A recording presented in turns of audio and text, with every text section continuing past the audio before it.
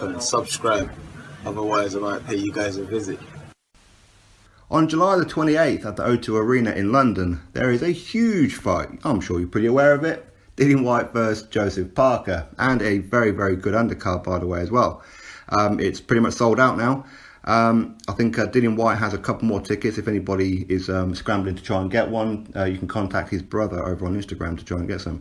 Now, Dillian Whyte spoke to Sky Sports about his upcoming fight with Parker, the fight between Joshua and Parker, and of course a future fight with Anthony Joshua. And this is what Dillian Whyte said to Sky Sports. Both of them fought completely different. Parker was on the back foot, he's usually a come forward fighter, and Joshua wasn't able to cut him off and close him down as much as he would like to. Because both of them were happy and content. Parker was happy and content to lose, Joshua was happy and content to pick up the win. Their styles didn't really gel. The referee didn't help the situation, but I believe the referee actually helped Joseph Parker out, because had he allowed them to fight on the inside, I reckon Joshua would have won by knockout. So that was Dillian Whyte's statement on that fight and a future fight with Anthony Joshua. Well, a fight with me and Anthony Joshua is always a phone call away. It can happen next fight, 2 fights from now, who knows. But I've got bigger things to focus on right now, and it's Joseph Parker. I'm focusing on that. After the 29th of July, I'll start screaming from the roof about a fight. But now I've got Joseph Parker to focus on. It's a big challenge, so I'm completely focusing on cutting him down and hacking him to bits on the night. That was Dillian Whyte's statement. Okay, so his thoughts on Joshua versus Parker, which is obviously a unification heavyweight fight. Both of them undefeated at the time. Anthony Joshua won on points. I think most people would agree with that one.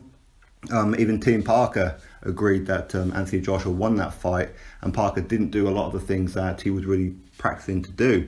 But usually when people get in there with Joshua, you know, they go in there with like a little bit of confidence when they sign a contract, big money, all this kind of thing. And as soon as they feel the atmosphere, very, very pro Joshua, and of course once they get like a few shots hit by Joshua, they realise he hits a lot harder than what people think, and they tend to go into retreat, and that's most of them. Except really Klitschko, I suppose. He was only the one that was coming forward at times. Now, yeah, that fight wasn't a classic. It's not one that you're really going to be watching over and over again and go down history as a fight to remember, right? It was a bit of a dull affair, and yes, the referee didn't help at all. And it's, as I said in my post-fight review of that video, on video after that fight, was that the referee, I felt that it helped Parker a bit more. Where people were saying that he helped Joshua. I mean, for me, I can see your point. Of course I can, because Parker does like to fight on the inside as well. But you could see Joshua was the one frustrated. He was the one who was turned away, shaking his head about the referee, and that all the time. Because Joshua, he wanted to land the uppercut. Ever since the Klitschko fight, that's what he's been trying to do, is land the uppercut on his opponents, because he knows that it's devastating. With Parker, yes, he was on the back foot a lot, and I can understand where Dillian was saying that Parker was content to lose as long as he went the distance. He was happy to go the 12 rounds with Joshua. I don't know exactly if that's true, but that can certainly be perceived that way. And Joshua was okay about not stopping him. It was just a case of, well, a win is a win, and I'm quite content to do that. So, yeah, I understand fully what Dillian Whyte's saying there. A fight with him and Joshua, yeah, that's always going to be there, that's for sure. I would probably imagine we'll probably see them two fight at least 2 more times before their careers are ended. Now, the fight with him and Parker, so he says that the styles didn't really gel with Joshua and Parker. That's probably true, to be fair, but it's going to with Dillian and Parker. Parker's going to go in there with a bit more confidence, thinking that he can beat Dillian Whyte, because Joshua beat Dillian Whyte. But you have to remember, Dillian Whyte back then is not Dillian Whyte now. When he fought Joshua, he had an injured shoulder and he was underprepared, you could say. Now, he's far more focused. He's a beast in the gym. He's in there all the time. He's fully focused on his career.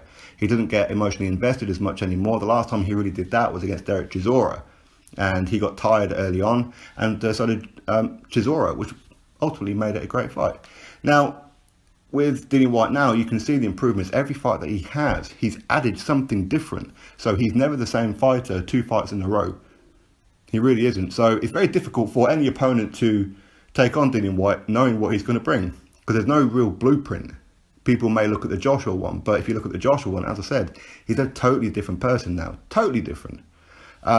Now, he's saying that he's going to cut off the ring with Parker, so he's fully expecting Parker to run away in this fight or back away, and he's going to cut off the ring and then just chop him down. Now, people will say, well, Parker's got a iron chin. He may well have. He may well never have been dropped in sparring. Certainly as a pro he hasn't, or in the amateurs. So what do? If somebody's got an iron jaw, then you take away their body. In comes the body snatcher. That's why Dillian Whyte's called a body snatcher. He's got punishing body shots. So while Parker may have an iron jaw, does he have an iron body? We'll have to wait and see on the night, and I'm really looking forward to it. It's going to be an exciting fight.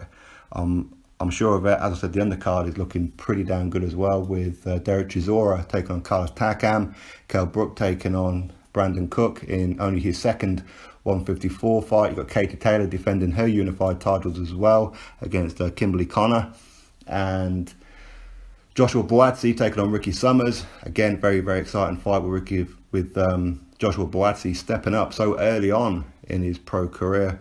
And of course, the big rematch with Conor Benn taking on Paynard, who, that was arguably the fight of the year, right? It was only a 6th rounder beforehand, but both the guys got dropped, was it like 2 or 3 times in that fight? And yeah, very, very good fight.